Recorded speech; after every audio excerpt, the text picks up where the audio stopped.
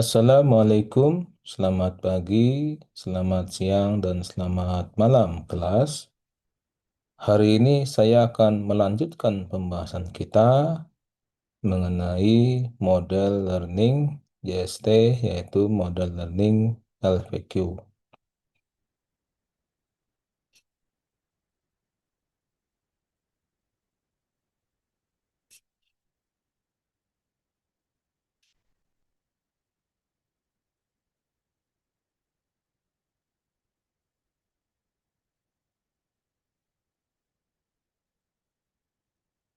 LVQ atau Learning Factor Quantization merupakan model learning dan simulation yang dilakukan secara terawasi, di mana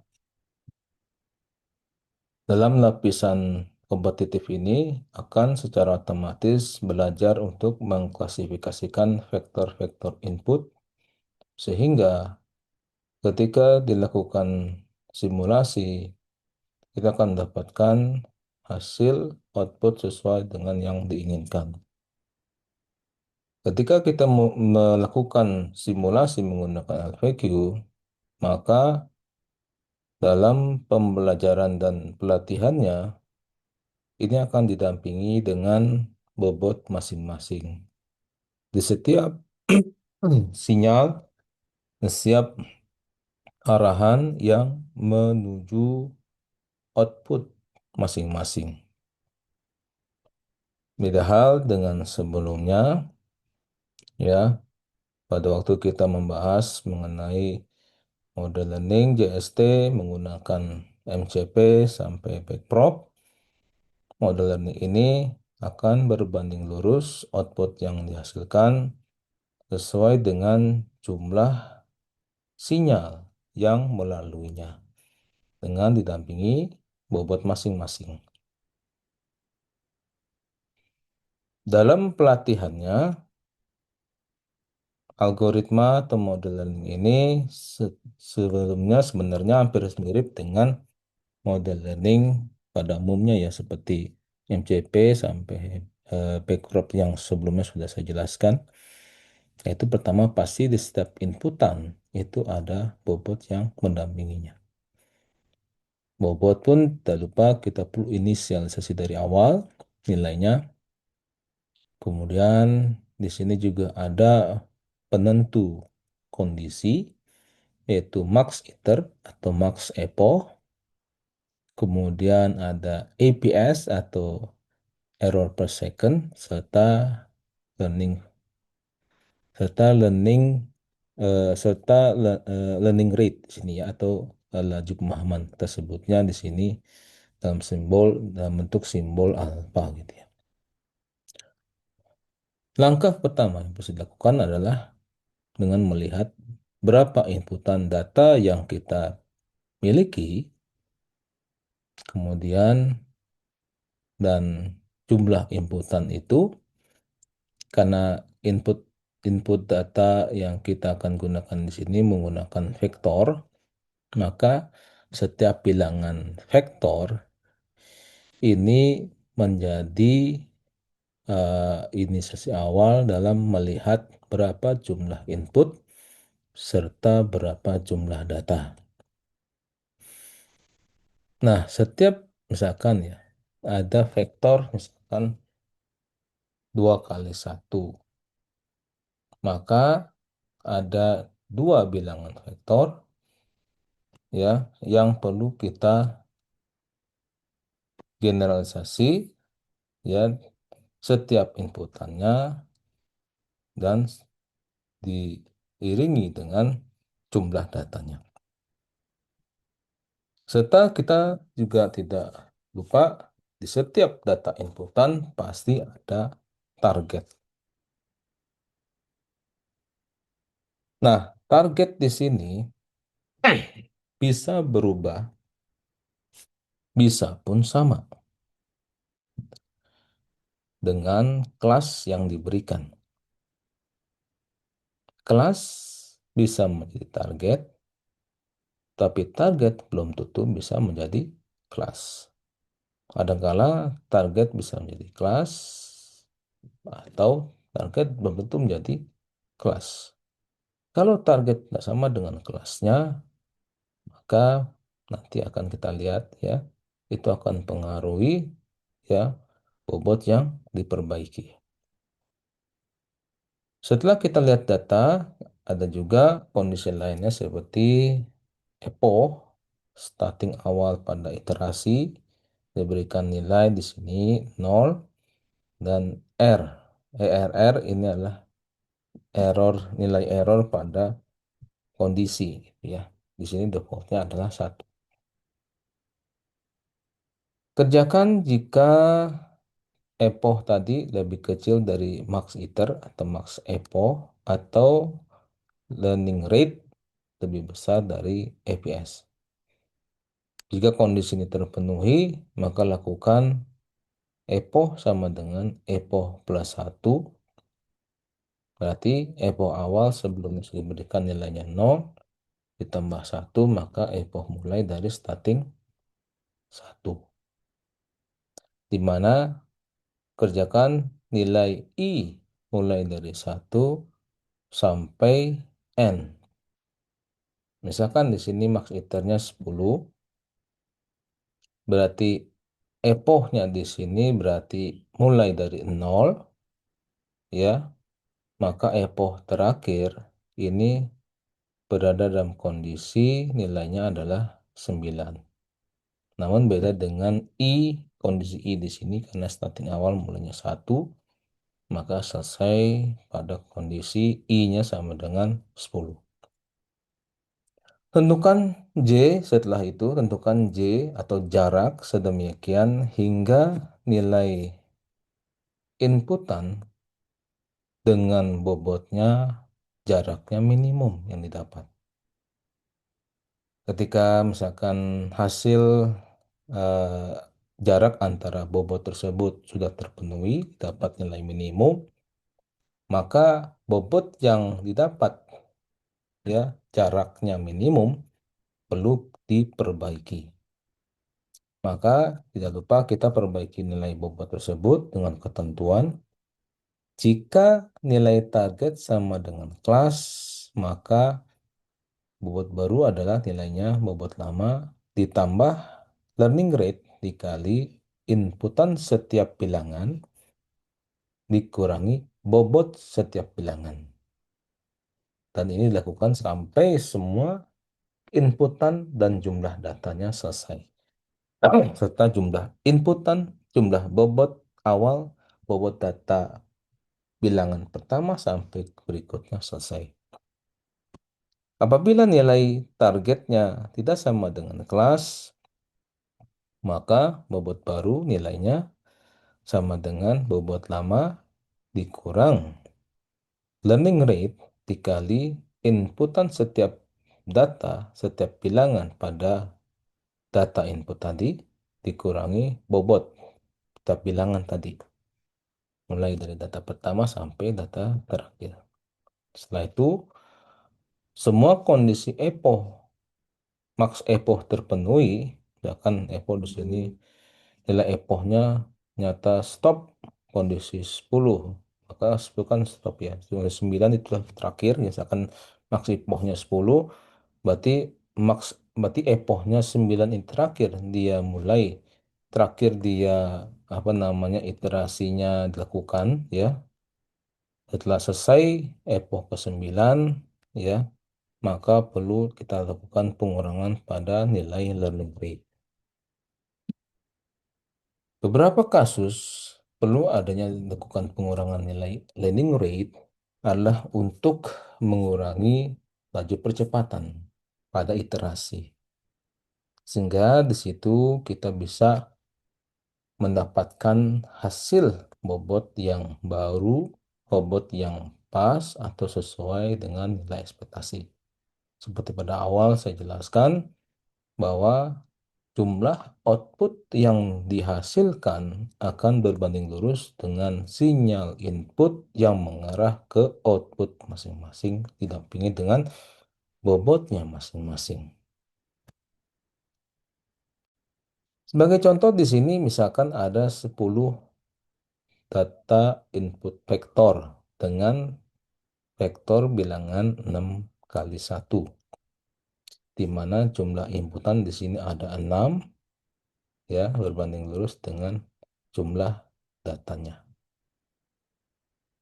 Berarti di sini boleh kita bilang ada 6 data, ada 10 data, dan ada 10 bilangan vektor dengan vektor 6 kali 1.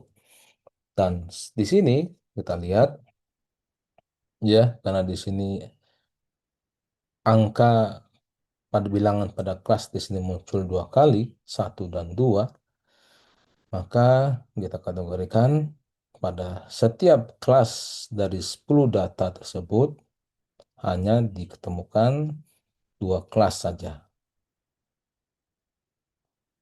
Nah, 2 kelas awal ya, kelas pertama input vektor pertama pada data pertama ini akan jadi bobot pertama. Kelas berikutnya pada data vektor berikutnya yang muncul pertama kali ini akan jadi kelas berikutnya. Kenapa? Dan di sini kita lihat bahwa yang muncul pertama kali pada data vektor di sini adalah data pertama dan data kedua. Maka data pertama dan data kedua ini akan menjadi bobot pertama dan bobot kedua. Sisanya di sini data ketiga sampai data ke-10 menjadi data set pada pelatihan yang akan kita lakukan nanti. Nah, ini kita lihat di sini. 2 inputan vektor pertama ini akan jadi bobot. Bobot pertama di sini data pertama. Bobot kedua di sini data kedua. Kebetulan memang data kedua ya. Nah, apabila misalkan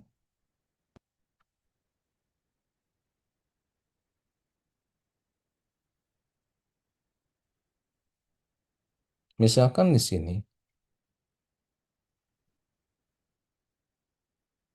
ada 3 kelas yang muncul, ya, 3 kelas yang muncul di sini ada kelas pertama, kelas kedua, dan kelas 3.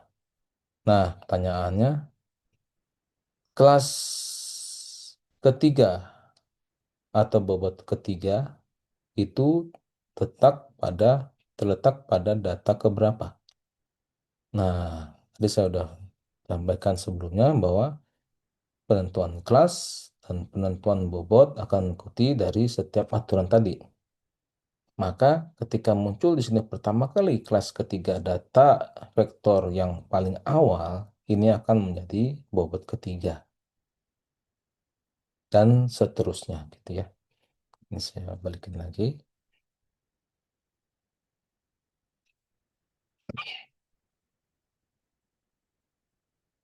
Oke,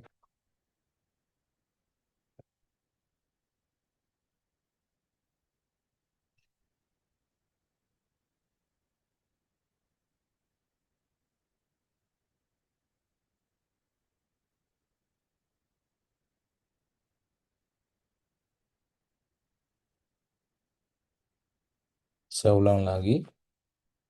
Apabila di sini ada muncul angka 3 pada beberapa data yang kita uji, kita latih, maka kelas yang akan ditemukan pertama kali ini akan menjadi bobot, itu ya. Nah, berarti di sini bobotnya ada 3, yaitu data pertama, data kedua, dan data kelima. Sisanya akan menjadi data set. Saya ulangi lagi, saya balik lagi ke awal. Nah, maka dua bobot tadi akan jadi input, bobot apa, dua data tadi akan jadi bobot dan sisanya akan jadi dataset. Berarti di sini berkurang jumlah data vektornya berarti ada 8 data vektor inputan yang akan kita lakukan simulasi. Nah, ketika kita dihadapkan soal seperti ini, maka penentuan arsitektur bagan arsitektur jaringan pun juga akan menyesuaikan ya, gitu ya. Karena di sini ada 8 inputan, 2 bobot, maka di sini kita gambarkan ada 2 bobot. Bobot pertama, bobot kedua ini akan mendampingi setiap inputan. Di sini ada harusnya ada 8 ya, bukan ada 6. Ada 8 yang akan melaluinya di sini. Kemudian dan jumlah bobot di sini akan menentukan jumlah outputnya juga. Di sini setiap output ini akan ya diaktifasi sesuai dengan jumlah bobot tadi ya. Nah, sebagai contoh tadi, case pada tadi yang udah kita bahas, di sini perlu kita ketahui ada nilai learning rate di sini ya. Nilai learning rate yang ditampilkan di sini adalah 0,05 dengan pengurangan learning rate ini sebesar 0,1 dikali learning rate awal gitu ya. Berarti misalkan di sini learning rate 0,05, misalkan ada 10 maksimum iterasi, maka 10 iterasi tadi ya, 10 iterasi tadi setiap selesai iterasi akan dikurangi dengan rumus ini 0,1 dikali learning rate ya. Dan maksimum EPO ini 10 kali gitu ya. Nah, maka kita bisa mulai simulasi training gitu ya.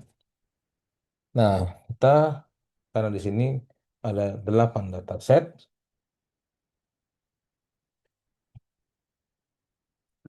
maka kita mulai dari data pertama ya. Data pertama di sini vektornya 001 001 kelas pertama. Oke, karena dia kelas pertama, berarti pada awalnya sebenarnya dia kelas target pertama juga. Tapi saya udah bilang bahwa nanti ketika kita tentukan dapat jarak minimum, itu akan melekat pada target ya. Kalau misalkan dia awalnya kelas pertama, nyata didapat jarak minimumnya adalah jarak data tersebut ke bobot kedua misalkan, maka targetnya bukan satu lagi, tapi targetnya adalah dua. Oke, nah data pertama kita akan hitung jaraknya, jarak data pertama ke bobot pertama, serta data pertama ke bobot kedua. Ya, di sini setiap bilangan ini akan dikurangi, dipangkatkan dua, dan serta akan diakar ya, gitu ya. Kemudian nanti hasilnya akan dicari jarak minimumnya. Misalkan di sini ditemukan ya, dengan kita masukkan rumus di sini ya, dengan rumus di sini setiap jarak ya data pertama dikurangi data pertama dikurangi dengan bobot masing-masing setiap bilangannya dari bilangan pertama sampai ke 6. Di sini ada vektor bilangan 6 kali 1, maka setiap bilangannya ini akan dikurangi dengan setiap bilangan pada bobot, kemudian dipangkatkan 2 dan diakarkan. Kemudian setelah itu dicari mana jarak yang paling kecil. Nah, pada kasus ini, karena kebetulan kasus awal di sini, misalkan ini ya, kedua jarak di sini sama ya gitu ya. Data pertama dengan bobot pertama, serta data pertama dengan bobot kedua, ini nilainya sama, nilainya 2 juga, maka penentuan berikutnya untuk menentukan jarak minimum adalah dengan melihat kelasnya. Data pertama tadi seperti kita sudah bahas sebelumnya, dia berada pada kelas pertama. Maka secara default ya jarak terkecil pada data tersebut ya adalah jarak data pertama ke bobot pertama. Sehingga target data tersebut juga sama. Targetnya nilainya 1. Jadi di sini target dengan kelasnya sama gitu ya. Nah, kalau misalkan ini di sini ada case juga di sini. Ya, jarak misalkan di sini data kedua dengan bobot masing-masing gitu ya.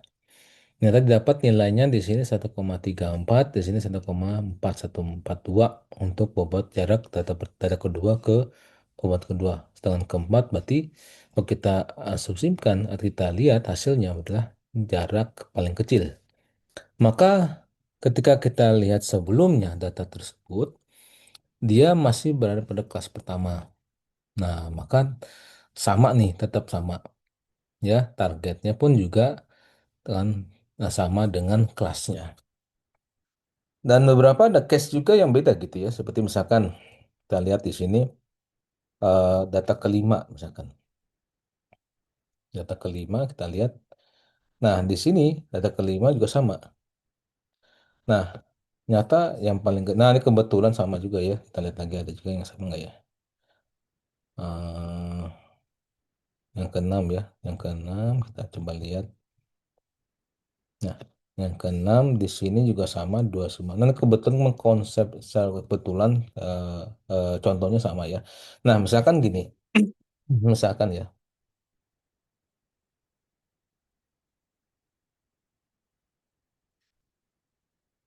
misalkan di sini kebetulan di sini yang paling kecil adalah yang kedua, jarak data pertama dengan bobot kedua. Dan sebelumnya sebenarnya data data tersebut, data data set pertama tadi nilai kelasnya adalah satu ya. Maka di sini ya karena dilihat di sini jarak minimumnya adalah jarak data pertama ke bobot kedua, maka target penentuan targetnya pun juga berubah ya. Berarti nggak sama dengan kelasnya. Kalau jadi gini, secara konsep, kalau misalkan dilihat jarak minimum yang didapat, maka lebih besar ke bobot yang mana, dan itu akan menjadi patokan penentuan target.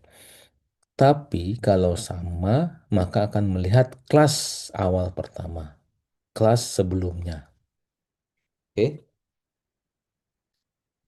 Nah, setelah didapat di sini, misalkan di sini nilainya sama ya, 22, maka dia akan melihat dari kelas sebelumnya. Kelas sebelumnya adalah satu, maka targetnya otomatis akan sama dengan kelasnya. Dan ini akan dilakukan sampai selesai ya, epoch satu epoch ini, misalkan satu epoch di sini ada 8 data, maka 8 data ini kita akan simulasikan sampai selesai, gitu ya. Nah, selesai semuanya, ya, data pertama dicari jaraknya dengan pertama dan kedua, seterusnya, gitu ya. Nah, ini kemudian baru kita perbaiki. Nah, perbaiki bobotnya akan melihat dari targetnya kemana, serta jarak kecil yang mana. Jarak kecil di sini, misalkan jarak terkecil di sini bobot pertama, ya, jarak data pertama ke bobot pertama. Maka bobot pertama lah yang harus diperbaiki. Nah, sebelum masuk ke sini, kita lihat terlebih dahulu, em, apakah target sama dengan kelas atau target nggak sama dengan kelas? Kalau target sama dengan kelas, maka berlaku hukum ya aturan perubahan bobotnya adalah bobot lama ditambah learning rate dikali input dikurang setiap bilangan dikurang bobot setiap bilangan gitu ya. Kalau beda, maka di sini diganti ya, jadi minus gitu ya. Nah, maka di sini dapat rumusnya plus ya karena sama ya target dengan kelasnya. Kemudian dihitung setiap bilangan, maka didapatlah bobot barunya ada sekian gitu ya. Nah, ini akan dipakai pada dasar berikutnya selama pelatihan dan pembelajaran gitu ya. Sampai selesai, ini juga akan dilihat lagi jarak mana yang paling kecil juga itu akan jadi setiap setiap dilatih setiap datasetnya. Kalau didapatkan jarak minimum serta jarak kecil terkecil, itu akan bobot tersebut perlu diperbaiki. Jadi bobot akan diperbaiki sampai ya sampai selesai satu epoch. Berarti 8 data tadi, 8 dataset tadi selesai gitu ya. 8 dataset tadi selesai, maka baru masuk ke epoch kedua. Sebelum masuk ke epoch kedua, kita mulai lakukan pengurangan nilai learning rate. Ya, Di sini misalkan learning rate-nya 0,05 pada epoch pertama. Maka learning rate pada epoch kedua dikurangin 0,1 dikali learning rate. Maka 0,5 dikurang 0,1 kali 0,5 sama dengan 0,045. Nah, kalau misalkan kita ketahui di sini, karena di sini maksimal ada 8, ada 10 maksimum epoch gitu ya. Maka kita bisa ketahui, oh kira-kira nanti sampai selesai epoch atau learning rate yang terakhir itu berapa nilainya. Nah, maka kita bisa hitung ya, eh, jadi 0,05, 0,05, 0,01 dikali learning rate dikali 10. Maka hasilnya adalah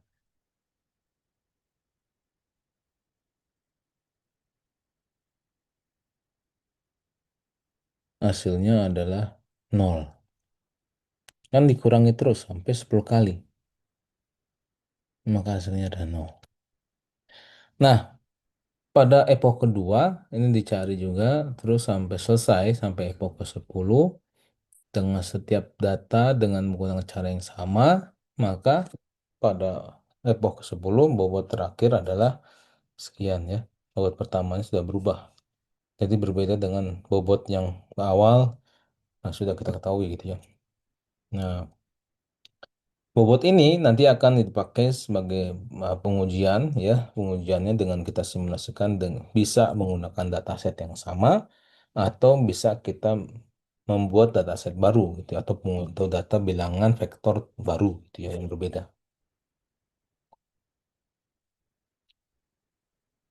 Nah, di sini ya kita tetap sama caranya ya. Kita cari jarak, dilihat mana jarak yang paling minimum. Nah, itulah bisa dapat jarak terkecil ya dan kelasnya ya. Nah, maka di sini kita bisa ambil kesimpulan bahwa input data tersebut termasuk dalam kelas kedua. Nah, eh, kalau misalkan ya kita ingin simulasi, kalian bisa gunakan tools gitu ya. Toolsnya sudah pernah saya kasih dan toolsnya cukup bagus ya. Kalian bisa gunakan tools tersebut.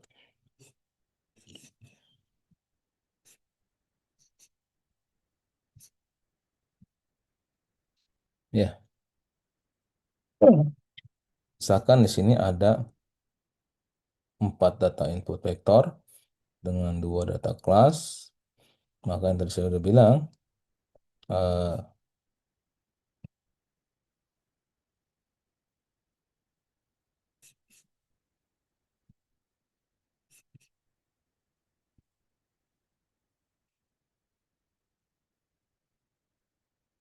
saya ulang lagi.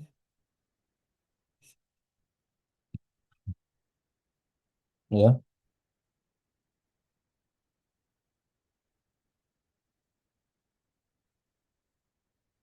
bentar nih guys, susah di sini ya.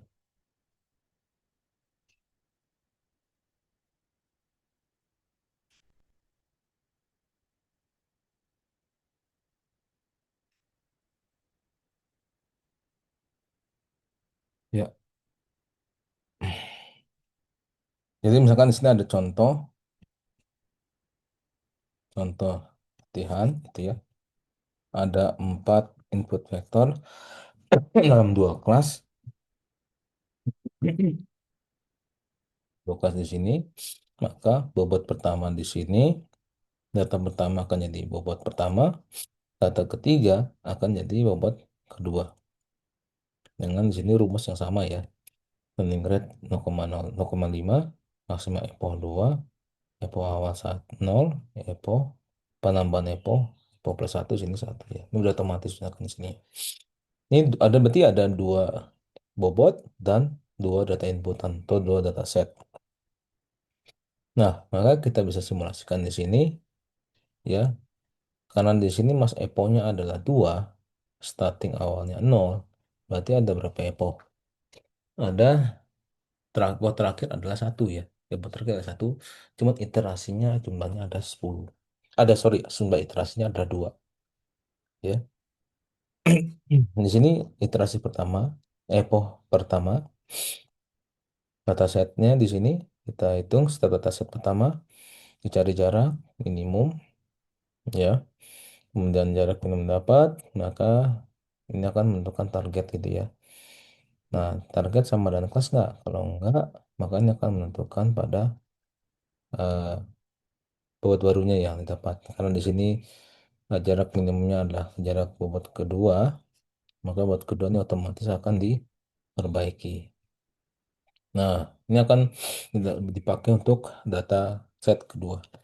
Dan berikutnya dengan data vektor kedua, kelas kedua, ya, ini akan dicari jaraknya, didapat jaraknya adalah paling kecil adalah jarak dataset kedua dengan bobot pertama, kemudian target di sini nilainya satu, ternyata di sini beda, ya, dengan kelasnya beda juga dengan yang pertama juga beda ya, yang kedua juga beda, maka yang diperbaiki adalah jarak yang paling minimum di sini. Maka jarak yang paling minimum itu adalah jarak pertama, bobot pertama, maka bobot pertama ini diperbaiki dan bobot kedua akan sama dengan yang sebelumnya. Ini akan dipakai untuk epoch epoch kedua juga gitu ya, epoch kedua, penambahan epoch jadi epoch kedua atau iterasi kedua juga sama.